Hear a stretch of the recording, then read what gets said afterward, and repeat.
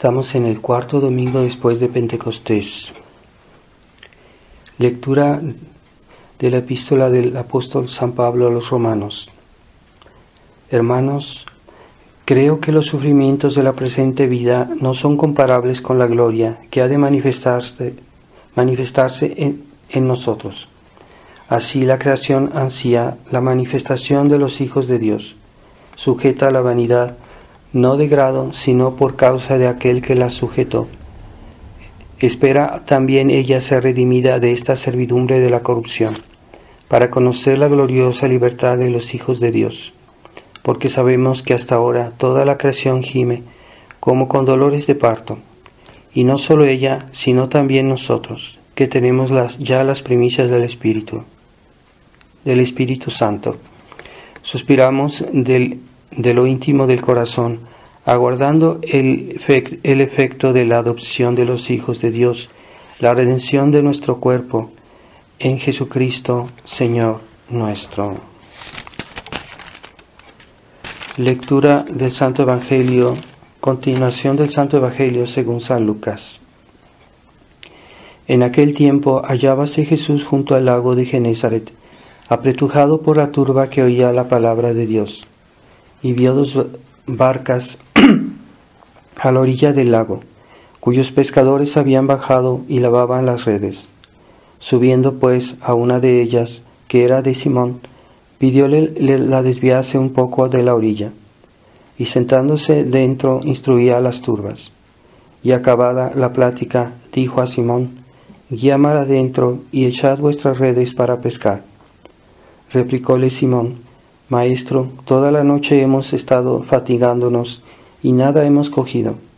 No obstante, fiado en tu palabra, echaré la red. Y habiéndolo hecho, recogieron tan gran cantidad de peces que la red se rompía. Por lo cual hicieron señas a sus compañeros de la otra barca, de que viniesen a ayudarles. Vinieron luego y llegaron con tantos peces las dos barcas, que poco faltó para que se hundiesen. Viendo esto, Simón Pedro echóse a los pies de Jesús, diciendo: Apártate de mí, Señor, que soy un hombre pecador. Y es que el asombro se había apoderado de él, como de todos los demás que con él estaban, en vista de la pesca que acababan de hacer. Lo mismo sucedía a Santiago y a Juan, hijos de Zebedeo, y compañeros de Simón. Entonces dijo Jesús a Simón: No temas, de hoy en adelante serás pescador de hombres. Y ellos, sacando las barcas a tierra, dejaron todo y le siguieron. En el nombre del Padre, del Hijo y del Espíritu Santo. Amén. Ave María Purísima, sin pecado concebida. Estimados hermanos, en este Evangelio de la pesca milagrosa, nuestro Señor dice a los apóstoles que hagan lo que Él les dice. Y San Pedro, en respuesta, le dice que Él, en confianza, en fe a su palabra, echará la red. Esa palabra de Jesús es la razón por la cual San Pedro hace esta pesca milagrosa, que al punto pues que los barcos que la red se rompía, y estaban admiradísimos los apóstoles de este milagro, porque habían pasado la noche tratando de pescar y no habían obtenido nada. Y nuestro Señor después les dice que esta pesca era símbolo de lo que ellos iban a hacer después, es decir, pescadores de hombres. Deberían volverse ellos pescadores de hombres. Y permanece la misma razón de que ellos iban a hacer otra pesca milagrosa. Permanece que es todo hecho en confianza a la palabra de Jesús. Es porque Jesús lo dijo, porque Jesús, que es Dios, nos lo dijo. Esa es la fuerza de la Iglesia Católica, es la palabra de Dios y la base de todo lo que nosotros como cristianos hacemos está fundamentada en la palabra de Dios. Queremos tener frutos, queremos tener resultados no humanos, espirituales. Queremos tener resultados espirituales, debemos tener confianza, tener fe en la palabra de Jesús, en su palabra, en su enseñanza. Él es el verbo del Padre, Él es la palabra de Dios, Él es el verbo del Padre, Él es la verdad de Dios, y es en ella que todo se confirma, todo permanece. Con más razón, todo lo que se haga dentro de la obra de Dios, pues es también en base a Él, en base a la palabra de Dios. Así que la fuerza de la Iglesia finalmente está en la enseñanza de Jesucristo, en la enseñanza de Dios, en la revelación. La revelación es todo lo que Dios ha enseñado, que no es solo la Biblia, lo que está escrito, sino también la enseñanza que no fue consignada en la Biblia, que fue una enseñanza oral que nuestro Señor hizo a los apóstoles y que no fue escrita. Todo eso junto es la enseñanza de Dios, y todo eso junto es la tradición de la Iglesia. Así que la tradición de la Iglesia es objeto de nuestra fe, de nuestra ascensión, de nuestra fe, y está consignada, no toda en la Biblia, pero después fue consignada. Lo que no estaba en la Biblia fue consignado en la tradición, en la enseñanza de los padres de la Iglesia, de los concilios, de los documentos oficiales de la Iglesia, ¿verdad? Que son, por ejemplo, el misal, el pontifical, el breviario, el ritual, el martirologio, son los libros oficiales de la Iglesia, y en esos libros está consignada la tradición. Así que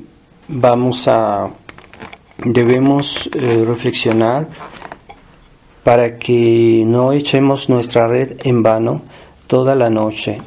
Es decir, mientras obramos por nuestras propias fuerzas, por nuestros propios medios, con nuestra propia inteligencia, no tenemos resultados espirituales. No tenemos resultados de conversión, de santificación, de dones de Dios. Y es en la palabra de Dios que vamos a tener fruto. Así que cuando pedimos a Dios algo, cuando pedimos algún bien, debe ser fundado en la enseñanza de Dios, porque Él nos dijo qué es lo que debemos pedir, qué es lo que debemos desear, a qué debemos aspirar, para qué estamos aquí, cuáles son el objetivo de nuestra vida. Y si nos sometemos a ese orden, a esa voluntad de Dios, a esa enseñanza de Jesús, pues vamos a tener, Dios va a tener compasión de nosotros y nos va a ayudar. Pero debemos primero tener fe, porque hay quienes piden de una manera egoísta, con fines puramente humanos, materialistas, y no consideran que debemos hacerlo todo por aspiración al cielo, y todas las cosas de esta vida son un medio para ir al cielo. Entonces muchos hoy quieren solo los bienes humanos, los bienes temporales, sin hacer referencia a la eternidad, a nuestra salvación, a nuestra redención. Entonces no tienen confianza en la palabra de Dios. Y ahí está nuestra fuerza incluso en la oración. Y también se puede decir esto de los pastores, ¿verdad? Los pastores de la Iglesia, que muchos han tratado, tal vez sinceramente, de convertir las almas, de hacer que la Iglesia crezca, que la Iglesia haya más católicos, el mundo se convierta, pero no ha tenido suficientemente confianza en la palabra de Dios y han querido hacer recurso a los medios humanos, a las modas de este mundo, a las modas ideológicas, ¿verdad? Toda esa mentalidad moderna y los medios que no hacen referencia a Dios ni a la fe. Entonces Dios no bendice eso. Y esa fue la ilusión del Concilio Vaticano II, que creyó que iba a convertir al mundo con medios humanos, ¿verdad? Con guitarras, con música moderna, con hábitos modernos, ¿verdad? Sacerdotes que se ponían demasiado al nivel de los fieles y que no respetaban su misión, su misión espiritual. Entonces no hubo resultados espirituales de conversión, de salvación, de santificación. Allí están los verdaderos resultados. Cuando nuestro Señor dice que Él espera que nosotros demos fruto, que nosotros hagamos algo, no se trata de hacer una revolución puramente humana, como le hicieron muchos hombres que eran ajenos a Dios en la historia, que hicieron mucho escándalo, que hicieron guerras o que hicieron cambios humanos en el mundo y piensan que por eso ya hicieron mucho, pero no hicieron nada realmente para el bien, para la salvación de las almas, y eso es el verdadero bien. Entonces, ese escándalo que se hizo con el Concilio Vaticano II y todas sus reformas no dio resultados espirituales, no dio resultados de conversión, de santificación, no produjo santos, no produjo una renovación espiritual del mundo católico. Al contrario, todo se ha degradado. Ya no hay conversiones de otras religiones al catolicismo, muy pocas. Sí las hay, pero muy pocas. Y los que han cambiado la iglesia decían, bueno, vamos a cambiar la misa, vamos a cambiar todo, vamos a ponernos a aceptar ciertas cosas protestantes para que los protestantes se conviertan al catolicismo. Ese era el pretexto. Pero no hubo resultados porque justo al momento de la muerte del Papa Pío XII había una conversión en masa de los protestantes en Alemania, en Inglaterra y en Estados Unidos, una conversión en masa al catolicismo. Y todavía no era el Concilio Vaticano II. Entonces, el Concilio Vaticano II y sus reformas, que fueron hechos con motivos ecuménicos, según ellos, en ese momento hablaban de conversión, porque era un pretexto. Pues después, no solo los protestantes de todos estos países dejaron de convertirse, sino que se paró todo este movimiento de conversión y fueron después los católicos que se hacen protestantes. Esos son los frutos del Concilio Vaticano II. ¿Por qué? Porque no estaba basado en la palabra de Jesús, en la palabra de la fe, de la enseñanza de Jesús. Querían poner la Iglesia Católica al mismo nivel que las otras religiones, lo cual es contrario a la palabra de Jesucristo. Querían modificar la tradición, lo cual es contrario a la enseñanza de Dios. Y así no hubo resultados. Sí, hubo escándalo, hubo algarabía por todas estas modificaciones y todos estos... pero no hay resultados de conversión ni de santificación, porque es en la palabra de Dios que se puede construir algo. Entonces, San Pedro y los apóstoles pasaron toda la noche intentando de pescar y no hubo resultados, porque se basaban en sus propios medios humanos, en su inteligencia, en su habilidad como pescadores, porque eran pescadores de experiencia, y a pesar de todo no tuvieron resultados. Pero San Pedro lo dice en tu palabra, fiado en tu palabra echaré la red, es decir, hizo un acto de fe. Así que nuestra fuerza es la palabra de Dios, la fuerza de la iglesia, la fuerza de la gracia está fundamentada en el acto de fe. Si nuestra fe es real, Dios nos va a dar gracias, nos va a ayudar, nos va a santificar, nos va a proteger. Si nuestra fe no existe, pues Dios va a retirar sus gracias. Dios puede hacer 1000 cosas, pero Él espera que nosotros tengamos fe. Y esa falta de fe es la que está perdiendo al mundo, y por lo mismo es la fe que puede salvar al mundo. La fe es la condición de las aplicaciones para que se aplique todas las gracias y bienes que tiene la Iglesia. Todo el futuro de la redención está condicionado por nuestra fe. Si nuestra fe es real, Dios podrá, Dios lo ha hecho así. Si tenemos fe, Él nos dará su gracia, Él nos dará su salvación, Él nos dará el cielo, Él nos dará la perfecta redención, como dice la epístola de hoy, que nosotros ya tenemos las primicias del Espíritu, es decir, ya hemos recibido la gracia, ya hemos recibido la fe, ya hemos recibido los dones del Espíritu Santo, ya tenemos lo esencial de la redención, pero todavía nuestro cuerpo gime porque no ha sido redimido, es decir, que nuestro cuerpo todavía no tiene todos los efectos de la redención. Eso será el día de la resurrección, en que resucitaremos con un cuerpo glorioso y ya todo nuestro ser ya se le aplicará la redención de Jesucristo. Y esa redención es la que esperamos, la que deseamos, la que buscamos para que seamos salvos y seamos más felices en la otra vida.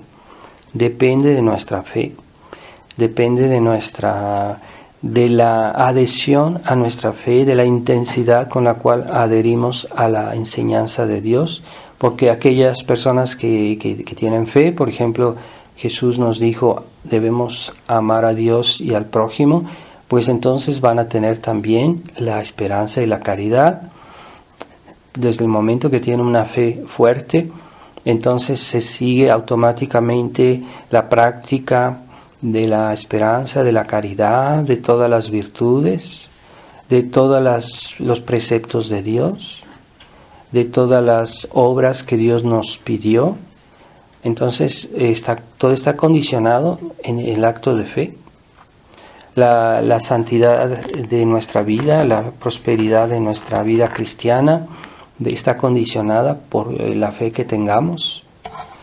Y porque hoy habla de la crisis de la iglesia, que finalmente no hay crisis de la iglesia no está nunca en crisis. Los que están en crisis son los miembros de la iglesia, porque no hay suficiente fe. Y los católicos, que se dicen muy católicos, pues se ve su deficiencia en la fe, porque no hay resultados, porque no hay realmente resultados espirituales. Así que debemos creer, no solo teóricamente, sino también en una fe viva, que es la fe que está, que es consecuente, que no es una fe teórica que dice yo creo en esto y en aquello, pero no cree bien porque no lo practica, es decir, que tiene una fe débil y que por eso no lo pone en obra, porque no cree suficientemente. Así que hay aquellas personas que dicen que defienden la fe y que quieren salvar la fe de la iglesia. Bueno, está bien, pero no es suficiente, hay que vivir esa fe, y eso es prueba de que si tienen una fe intensa. No basta creer de una manera general, hay que creer de una manera eficaz, y esa es verdadera fe, ¿verdad? Entonces Dios da más gracias ahí donde hay más fe. Los milagros, las gracias de Dios no son solo para que creamos, para que la gente se convierta, sino también son una recompensa para aquellas personas que creen bien. Y es en los países más creyentes, más cristianos, donde ha habido siempre más santos, donde ha habido más milagros, más gracias de Dios, porque esos milagros son una recompensa de la fe que ya existe y también alientan que la fe crezca, que se desenvuelva. Dios no puede hacer milagros para alentar algo que es un error, que es una falsedad, o algo que está imbuido en la herejía, ¿verdad? Por ejemplo, el movimiento carismático, que dicen que ellos tienen milagros, pero no. Los milagros vienen ahí donde hay fe, y Dios no puede autorizar por un milagro cosas que no son justas, que no son verdaderas, que son un error, que son desviadas. Hoy se pretende que hay milagros que ocurren para alentar el modernismo o la nueva misa, y eso es falso. Hay muchas mentiras que circulan hoy, hay que tener mucho cuidado, no creer así fácilmente en todo. La iglesia está oscurecida, pero resurgirá porque Jesús lo dijo, y nosotros confiamos en su palabra. Vamos a pedirle también a la Virgen María, a su corazón inmaculado, que triunfe de toda esta incredulidad que nos rodea. Seamos nosotros, por nuestra fe, como un faro, una luz en este mundo, porque siempre aquellas personas que practican bien la fe son un ejemplo y alientan a los demás. Aun si son poco conocidos, ellos están ahí como fomentando la fe en el mundo, porque hay personas que creen, porque hay personas que aman a Dios, que hay esperanza en este mundo. Pidámosle a Dios que aumentemos y que no caigamos en alguna tibieza o alguna forma de tibieza espiritual. Ave María Purísima, sin pecado concebida.